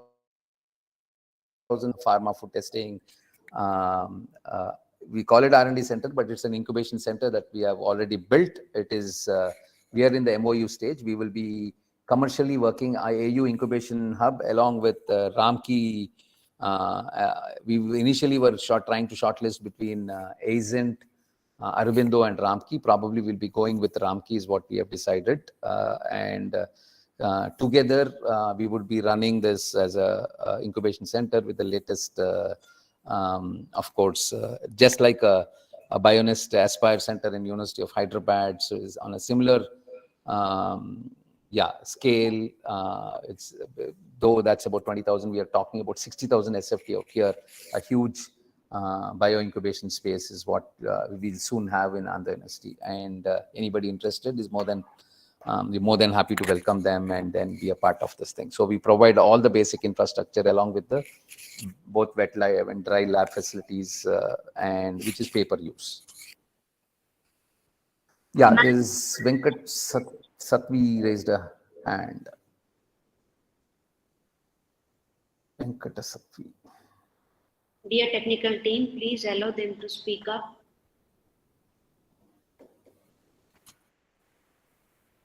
Madam, we have a query in the chat box by Tarakan Tedese. Please read out. Yes, ma'am. Sir, can you please explain what is 3D printing of medicines? Oh, okay. Good. Okay, good. Madam, who has asked this question? Some international students.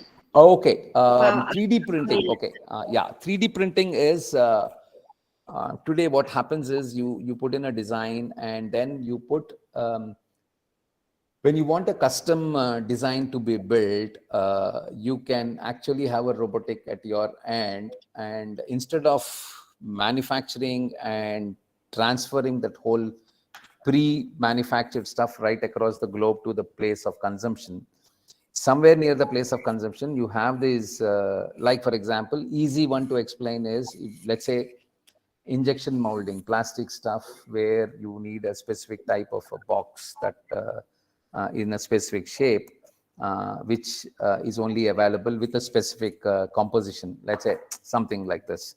And I can 3D print it in a local 3D printer by sending the design. When it comes to the medicine, imagine it is like a, just imagine it is like a, to make it very easy, I'll tell you, it's like a Coke vending machine. The cool drink vending machine, right? The Coke, which you will have Sprite, this thing, which is a pre-set this thing. There are a little bit of parameters that you can change. Like if you want more of water in the soda component along with the, what do you call it? The formulation that they have that they add to make it look like Coke or Sprite or this thing. So it does a mix and match, just like a coffee maker. You have that where you have the milk, powdered milk, you will have the coffee, this thing, then you will have multiple stuff, and then you can make it, you can make it, you can make a cappuccino, you can make a dark coffee, you can make like that. It will mix and match depending upon your specific requirements. Similar to that, imagine that there all these compounds are there inside, and you say, I want a medicine of this thing and this, and you click, and then it produces that and gives you the tablet.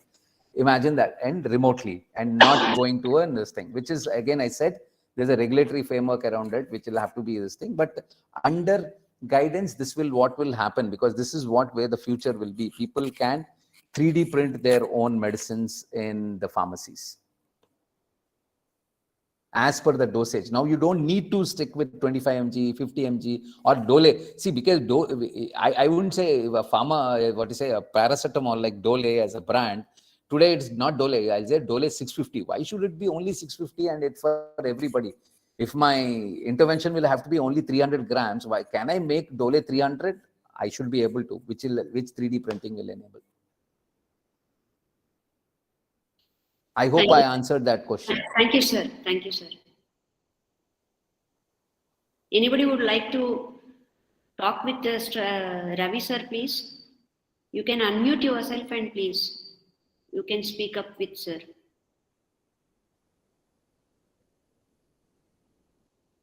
A lot of people raising hands, but Yes, sir. I think we'll have to give them access to speak up. Sir, there is one more question. Yep. Please read out. Yes, ma'am. What do you mean by nanotechnology? Oh, nanotechnologies. Okay. Yes. This is okay. I'll explain it again in simpler terms. This is like making things work efficiently with the same level of features or maybe more efficient, but in a miniature version. When you have to implant things within the body, like you have today a pacemaker within the body, you cannot have a large machine and then you can stuff it into the body. So you have to start making things which are miniature versions, which will work with the same level of efficiency. Like, for example, I'll imagine the first time when a mobile was launched, or it was a huge version. The battery was large and it was size was big, and the amount of time that the battery used to last is also less, and it was huge. It was heavy, huge stuff. But today that has slowly evolved. The technology has evolved and it became a miniature version where you can probably have, and they're talking about a battery now which is nanotechnology based, which will come where you need not even you probably charge it once, you need not charge it for 1 full year. So that's the evolution of technology. So when you are implementing something like a pacemaker and you're putting it into your body, you can't have the battery, you cannot keep on opening and then changing the batteries like you change in the what do you say, in a torch, this thing every time, or a remote, right? So every 15 days I need to do a surgery on you because your pacemaker's battery has to change. No, you cannot do that because there's no power supply to your pacemaker. It has to work on a battery. So you have to keep manufacturing things that are miniature size, which are more efficient, which will take you for a longer period of time. That is so you using nanotechnology. Nano is, of course, it's 10 to the power of -9. So you're trying to bring the word nano implies that you're trying to miniaturize the size and also increase the efficiency, which is now happening. If you're talking on the other side to understand more, is on the EV stuff, electric vehicles. The battery is the biggest constraint. It is the most heaviest stuff, and it is the one that determines how long can you, for one charge, how long can you drive. So they're trying to use again nanotechnology to bring the size of it lower and increase the efficiency. That's all about a simple version of putting nanotechnology in front of you. Thank you, sir. One last question, and Yes, ma'am. is serialization used in abroad? Yes, there are a lot of companies that have already started QR code based serialization and other stuff. Especially, I think it is already. I can probably check, but I think it is. I think when I came across literature, it was used by Pfizer for your COVID vaccine stuff, right from the time of manufacture to this thing, because two things, because counterfeiting of medicines, two aspects, which one is not only producing what we call in India, the term is duplicates or duplicate or counterfeit medicines. Two is also ensuring that the medicines are not sold post expiry by making some, because people can buff off that expiry date and reprint it. So that is also a big scam that happens. So as soon as it comes to expiry date, ensuring that it is, what do you call it? It is disposed of in the right manner is also a responsibility of the producer. So, yeah, serialization has started being implemented in the US. Maybe, hopefully, India very much requires it, and hopefully it comes here one day. Depends on the adoption of technology also, because at the time of consumption, you'll have to just probably QR code with now the smartphone is something that RealMeds is actually working on RFID, and QR code is actually working on QR code for serialization in India. Thank you so much, sir. So, dear technical team, kindly collect all the queries and we will forward to sir afterwards, and sir will be answering all of them through mail. Yeah, and a few companies, startup companies in India like Practo or whether NetMeds, which you see Kareena Kapoor and other stuff. I've not talked in depth about it. NetMeds is more about delivery, medicine delivery, like a Swiggy stuff. Practo is for telemedicine and consultation and other stuff, and then prescription management and little bit of EHR, electronic health record. So there are so many startups that are unicorns. Unicorns means valuation of $1 billion. The market value is $1 billion or more. $1 billion means again 75,000 crores or more. So there are pharma startups in India which are worth more than that and challenging the big majors which are already existing from a long period of time. And that's why these big guys are trying to buy out those smaller companies which are getting bigger. Thank you, sir. Thank sir, you, Vanu. Thank you so much. It was a big talk and insightful talk, sir. Thank you so much for your valuable talk on fostering startup and innovation culture. Focus on pharma-based startups. With your talk, we have gained the knowledge on life cycle of pharma industry timeline and framework, pre-patent era of pharma industry, phases of research and development process, ranking of overall sectors by overall sector and intensity, supply chain in pharma industry challenges in that you spoke about the chronic diseases, new infections, antimicrobial infections, patient expectations, cost and affordability of drugs, counterfeit medicines, pharma industry and road ahead. So the wearables, apps, telemedicine, outcome-based treatment, 3D printing of medicine, target-based clinical trials, advances in science like sensors and IoT, sensor therapy, gene therapy, and you spoke about the pharma industry disruptions, preventions, customized treatment, curative therapies, precision intervention, digital therapeutics, and you also covered the pharma industry impacting technologies identified in upcoming 2 years like AI, cloud computing, IoT, blockchain, quantum computing, robotics, right from the statistics from their to their role. And you spoke about pharma industry, AI and ML, from drug discovery to diagnosis. And you spoke about the serialization of pharma industry, pharma supply chain, clinical trials, medical devices, precision medicines, digital ledgers, and we were also enlightened about the tracking of cold supply chain in pharma and industry startup landscapes, and 5 top emerging smart pharma startups, 5 top pharmacology solutions, and whatnot from 0 to the 100. Sir, you spoke very well, and it was really an awesome talk. We thoroughly enjoyed so far from the 9:30 to 11:15. Thank you so much. And let me tell you frankly, sir, many of us are laymen to this softwares and all, and but we are trying ourselves to do some multidisciplinary works which can lead us to read some latest research with the help of the people like you. Thank you so much. And I should thank the Honorable Vice Chancellor, Professor PVGD Prasad Reddy sir, who identified your talent and who made you to sit as a CEO Incubation Center, Andhra University. Hats up, sir. Oh, thank you, madam. Please apologies because I've been using a lot of your terms, and if I've not been, if I misrepresented some stuff or spoken something wrong, please No, sir, forgive me. absolutely everything was fantastic. We have thoroughly enjoyed, everybody enjoyed, and I'm getting lots and lots of messages in the WhatsApp group regarding the session.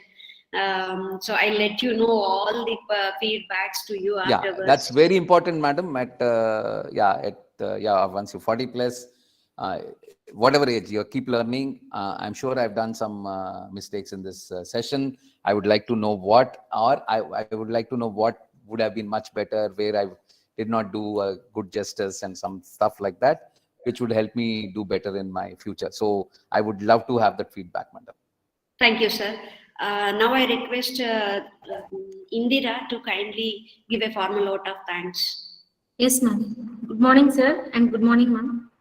Good morning, all the dignitaries. I now take this opportunity to propose the vote of thanks on this event entitled National Webinar on Industrial Approach Pharmaceutical Analytical Techniques IPAT-2021 and 2022.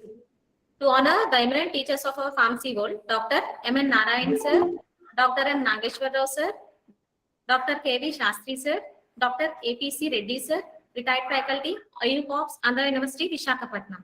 Let me first of all start by giving glory to the Almighty God for making today's webinar a memorable success. First and foremost, I thank our president of our webinar series, IPAT 2021-2022, Professor Y. Rajendra Prasad, sir, Principal, Andhra University College of Pharmaceutical Sciences, for his great contribution in conducting the webinar. I thank our Honorable Vice Chancellor, Professor P.V.G.D. Prasad Reddy, sir, Professor V. Krishnamohan, sir, Registrar, Andhra University, for their vision and supporting in inculcating the zeal of knowledge through their unstinted encouragement and guidance. We convey our special thanks to Professor K. Samata Madam, Rector, Andhra University. My heartfelt thanks to eminent speaker, Dr. Ravi Ishwarapu, sir, CEO, Incubation Center, Andhra University, for his informative talk. The lecture given by him is very valuable, edifying, innovative, which helps us to enlighten our knowledge. I owe my special gratitude to all the inspiring faculty members of AU Corps for their valuable contribution, especially Dr. A. Krishnamanjari Pawar Madam, convener, for her excellent efforts in conducting the webinar to fill the lacuna between academics and industrial requirements, which helps to enhance our career. I thank all the non-teaching staff who have worked hard to ensure that this webinar becomes a memorable success. I thank all the distinguished invitees and all the registered participants for accepting our invitation and joining actively in the webinar.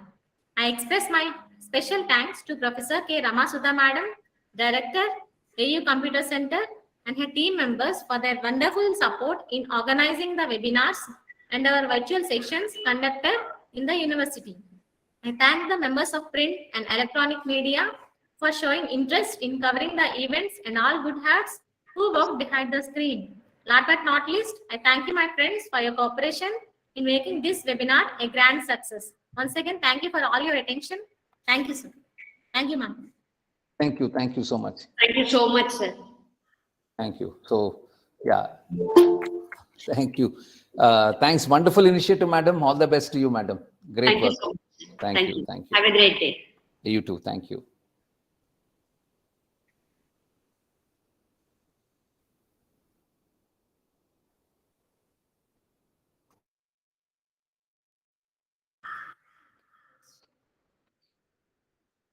Dear participants, kindly fill the feedback link which is provided in the chat box. The candidates who fill the feedback link will get an e-certificate.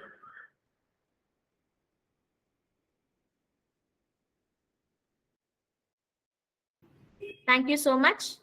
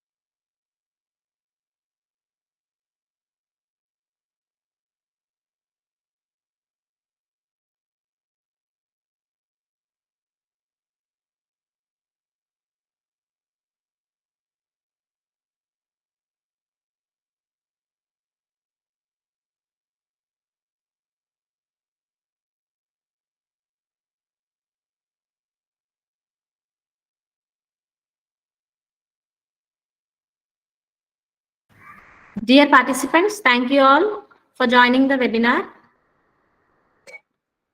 Please leave the meeting and we will end up the session. Kindly feed the feedback link which is provided in the chat box for getting e-certificate. Thank you one and all. Thank you.